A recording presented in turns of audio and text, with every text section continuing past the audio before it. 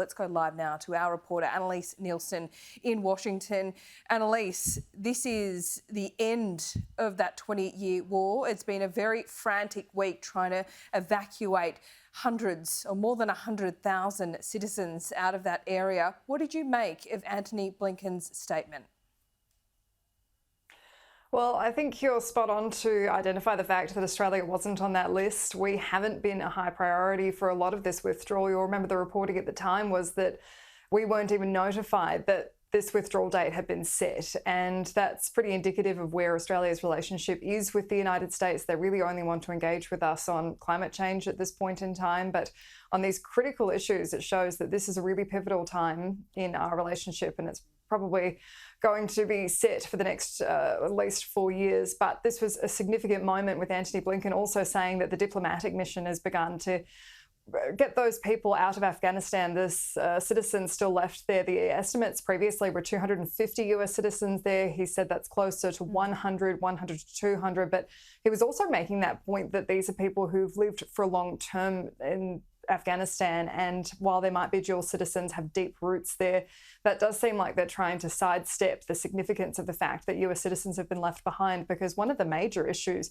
in this is that they're likely to be taken as hostage, they'll be used for propaganda purposes, and potentially could face some serious repercussions from the Taliban, who we know in not too distant history have used execution, chopping off of hands as punishment. And they also have long lists now of anyone who worked with the US government, tens of thousands still left, we understand, because of working with the US presence while they were there.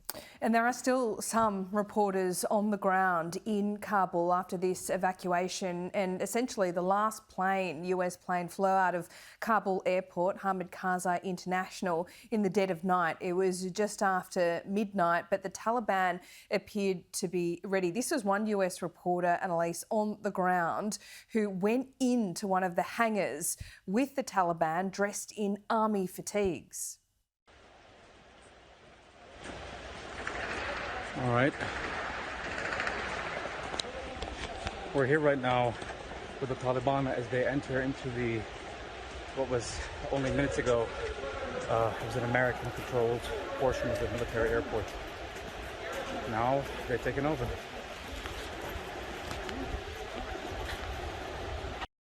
Yeah, that reporter didn't even quite know how to explain that situation. But whilst the US is out, all military personnel are out, you say the diplomatic mission continues, but the US and its allies have left behind assets that have essentially been completely gutted. Well, the hope is they've been completely gutted. There hasn't been confirmation. They have managed to disengage every bit of military equipment there. And when you're talking about more than $80 billion worth of it, it seems unlikely they would have been able to in this short amount of time. We're talking about the space of a few weeks.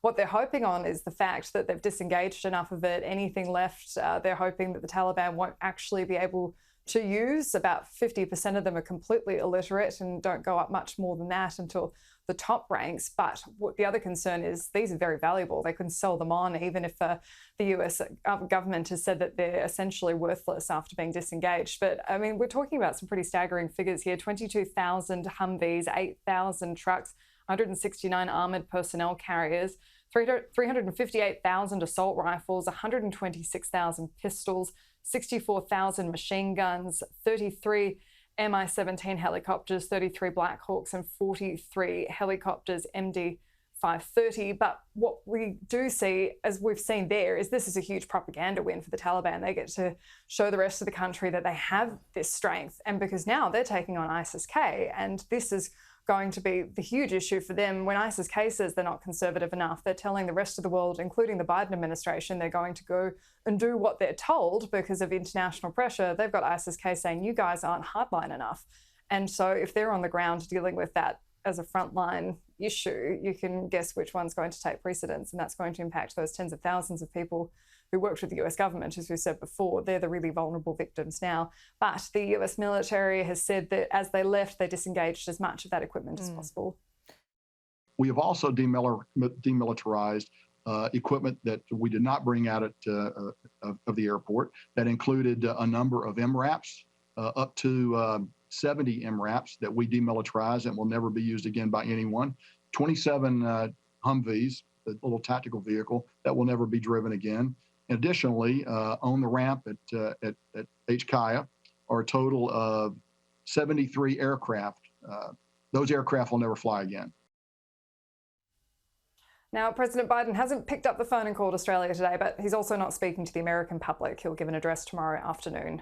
Okay, interesting, very notable indeed. Not hearing from Joe Biden today. Annalise, thanks so much. We'll speak to you soon.